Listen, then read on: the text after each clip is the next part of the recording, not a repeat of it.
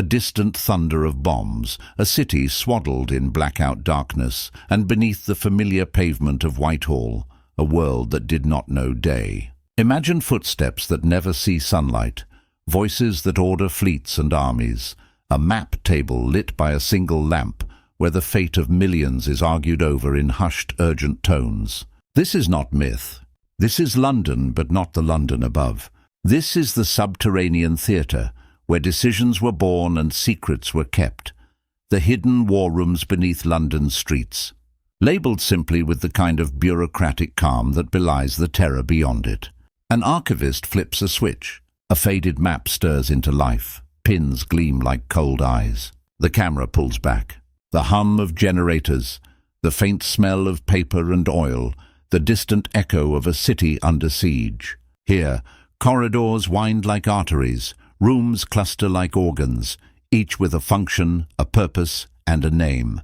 The cabinet war rooms, the map room, the communications exchanges, each slotting into a greater machine designed to keep a nation standing when the sky fell. The cabinet war rooms became fully operational on 27th August 1939, a week before Britain declared war on Germany. Winston Churchill walked into one of those rooms in May 1940 and declared, with a cadence that would become legend, "This is the room from which I will direct the war." That wooden chair in the cabinet room, a simple, ordinary chair, became a throne of wartime command. The war cabinet met there, often through air raids and blacked-out nights, and the room hosted 115 cabinet meetings that steered Britain through its darkest hours. The map room, restless and sleepless, never closed. It was a living chart of convoys lost, skies contested, and coastlines burning. But the story beneath London is not a single epoch. It stretches, iterates, and reinvents itself. The wartime cells, constructed in hurried secrecy, reinforced, ventilated, wired, survived into a new age of terror, the Cold War. Where once the fear was bombs falling from a visible sky, it became an invisible radioactive silence that could vaporize cities without warning. Those same subterranean networks were repurposed, rewired, and hardened for a different kind of command. Communications hubs, exchanges, citadels designed to survive the unspeakable. The Kingsway telephone exchange, for example, began life as a deep-level shelter in the 1940s and later became a crucial Cold War communications hub and even the UK termination point for the first transatlantic cable. Its corridors, once full of sleepers and whispers, became a backbone for the global signals that kept governments talking when the surface world might no longer exist. Listen to the room as if it were a living thing. The walls remember. In the war rooms, you could see cigarette burns in a tabletop and Churchill's scratch marks on a chair. You could touch the patched plaster where a picture once hung. The human detail is what turns strategy into story. Sugar cubes found in a drawer, a teacup stained by a minister who never finished his tea, notes scrawled in the margin of a dispatch, small evidence of enormous strain. These are the fingerprints of daily endurance. The war rooms were occupied 24 hours a day until 16th August 1945. They were the engine room of a government that would not stop. But to narrate this subterranean world only as history is to flatten it. We must enter it as if we were walking there now. Hear the muffled siren of an air raid above. Hear the clack of a teleprinter as reports arrive from the front, each sheet a heartbeat. In the map room, women and men mapped convoy routes. Tiny pins pushed into linen to represent ships crossing a vast, hungry ocean. One misplacement, one delayed telegram, and an entire convoy might be consumed by U-boat wolves in the North Atlantic. The pressure in that chamber was organic, strategy under strain, not just papers on a desk. There were places beneath London that the public almost never saw. Rumours, mythology, and whispers filled the space between fact and fantasy.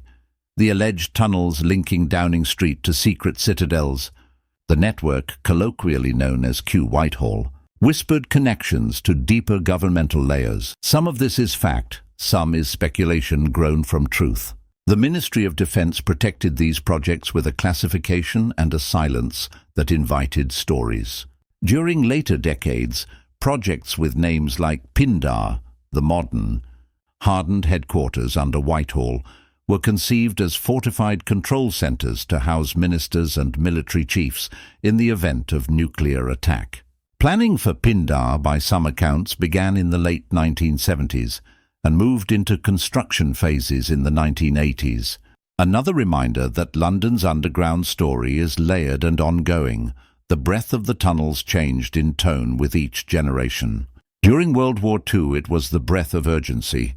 During the Cold War, it became the measured breath of deterrence. Communication centers, previously shelters, received the technology of a nuclear age: hardened switchgear, redundant power, sealed filtration. If the surface lit up in an orange glare, these rooms were resolute in their dark, keeping lines open, voices connected, and instructions flowing from surviving leadership to military units or civil administrators.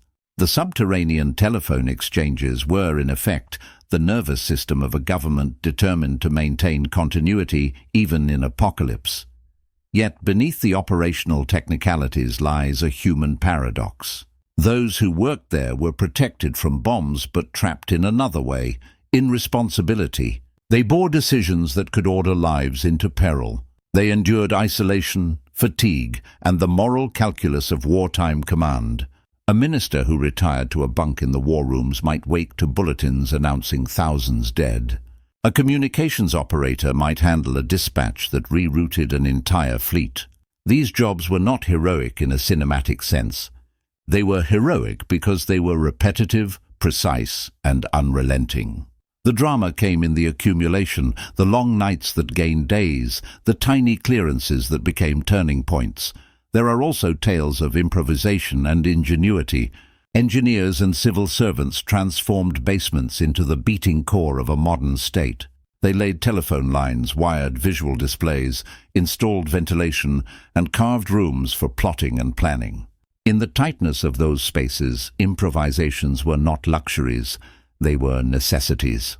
When the V-weapon offensive threatened London in 1944, the war rooms had to adapt to new forms of attack and new patterns of intelligence. The architecture of secrecy bent to the architecture of survival. Through all this, the material remains. Today, visitors can walk through the cabinet war rooms and feel the gravity in the wood, the patina of age on maps, the shadow of lamplight on a faded rug. The Imperial War Museums maintain this site not as a shrine to nostalgia, but as a machine of memory. The rooms were a secret to civilians until their opening to the public in the 1980s. When the doors finally opened, the public saw for the first time the literal infrastructure of wartime governance.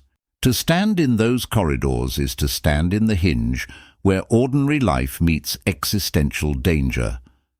But the subterranean story goes beyond Whitehall.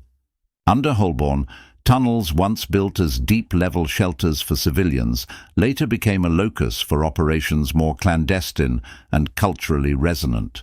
The Kingsway tunnels and exchanges, built to protect Londoners from the Blitz, later housed intelligence activities and Cold War communications. These spaces even brush against popular imagination. Ian Fleming, who wrote the James Bond novels, worked at times with intelligence circles.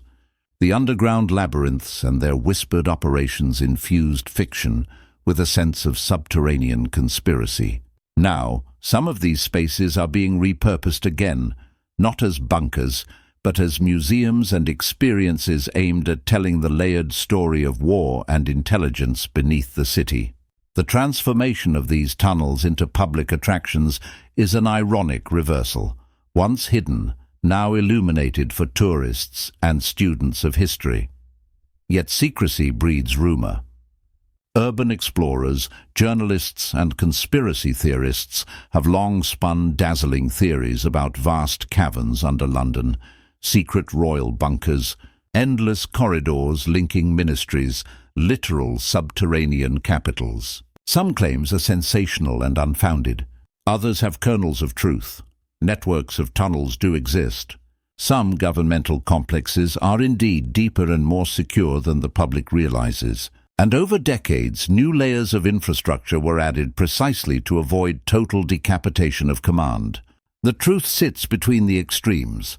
London's underground architecture is real, complex and adaptive, but not infinite.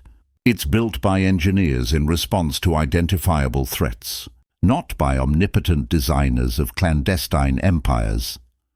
To understand why governments invested so heavily in subterranean spaces, we must picture the strategic logic.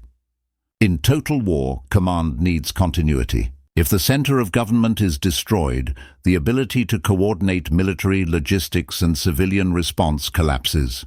Bunkers and exchanges are not merely defensive. They are an insurance policy for national survival. The hardening of communications, burying the wires, thickening the walls, engineering air filtration, was a rational, technical answer to a terrifying problem: how to keep the state functioning when everything it governs is being extinguished. Consider a single moment: the map room at 0213, a line of red string across a linen chart, a pin pushed into the North Atlantic. A convoy is late, a U-boat sighting unconfirmed. The operator whispers to a colonel. The colonel orders a reroute. A merchant ship avoids a wolf pack, its cargo later arriving to feed a besieged city. Across London, a mother sleeps, while someone in a room beneath the street ensures her child will not starve. These micro-actions aggregate into survival. The underground is where logistics meets fate. There are also ethical shadows. Command decisions made in the dark, choices about bombing, blockades, and prioritization, raise questions that echo to this day. The war rooms were not merely logistical hubs. They were moral theaters where lives were weighed with parchment and telegrams. To study these places is to confront the cost of security. What do we sacrifice to keep a nation functioning? Who is considered expendable? What is the calculus of choosing which convoy to save and which to risk? As the Cold War thawed and technology evolved, so did the subterranean landscape. Many sites were decommissioned. Others were adapted for peacetime uses. Old exchanges hosted art shows or clandestine clubs. Some were simply abandoned. The layered narrative of London's underground is therefore an archaeological one. Sites of urgency, then redundancy, then repurposing, then rediscovery. The public opening of sites like the Churchill war rooms in the 1980s and more recent plans to convert Kingsway tunnels into museums are chapters in a cultural recognition. The subterranean is part of modern memory, and it deserves study. There is a peculiar intimacy to these spaces. They are small, human-scaled, and intensely private, even when their purpose was to save a nation. The objects left behind, a chipped mug, a battered filing cabinet, a string of worn rope, tell a story of people not just doing a job, but living within an imperative. That lived experience is the true vault of history. The fatigue, the jokes in the dark, the occasional argument over a map pin, the smoking of a cigarette in a corridor because there was nowhere else to do it. These are the textures that documentary lenses love, not grand proclamations, but human traces. In the end, the hidden war rooms beneath London's streets are more than stone and steel. They are a testament to a civilization's will to persist. In them, strategy meets humanity, urgency meets routine, secrecy meets accountability. To walk their corridors is to be reminded that history is not only made in palaces or battlefields, but in the quiet, electric spaces where people gathered to decide, for better or worse, what must be done. So we leave the subterranean world and return to the light above, but the echo remains. The city's surface life pulses on, buses, poets, protests, lovers in rain. Yet below, the architecture of survival waits, layered like stratum in an archaeological dig of statecraft. The war rooms tell us a story about what societies will do when faced with annihilation, and they force us to ask, what would we do? Would we harden and hide, or would we risk everything in the open? History gives us clues but no comfortable answers. Finally, remember this: the pipes, cables and tables remain. But so do the human lessons: vigilance, engineering courage, bureaucratic toil, the ethical weight of command. The hidden rooms beneath London's streets were built to preserve a lineage of governance when the world unravelled. They succeeded in ways both undeniable and morally complex. Their story is an invitation to look, to learn, and to reflect on how fragile and tenacious modern civilization truly is. The lights dim. The map table cools. The city above breathes. The underground keeps its silence, but not forever. Memory is stubborn, and these rooms, once secret, now speak. We must listen.